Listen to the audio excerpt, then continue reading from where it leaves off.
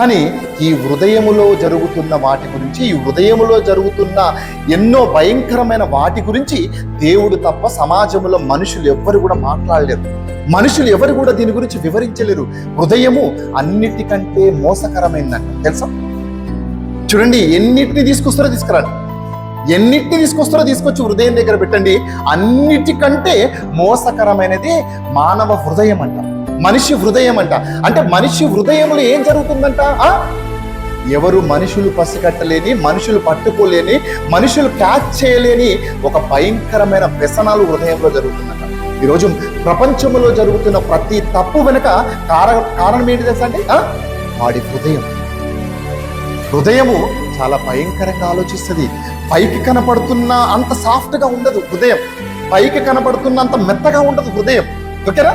లోపల కరులుగట్టిన తీవ్రవాదిలాగా ఉంటుందంట హృదయం. మరి ఆ హృదయంలోకి ఏం పోవాలంటున్నాడు దేవుడు?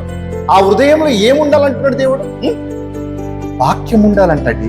ఎందుకంటే ఆ హృదయములో ఉన్న వాక్యాన్ని బట్టే నీ ఆత్మ రక్షింపబడుతుందంట. నీ ఆత్మ రక్షింపబడాలంటే నీ హృదయం పరిశుద్ధంగా, పవిత్రంగా ఉండాలంట.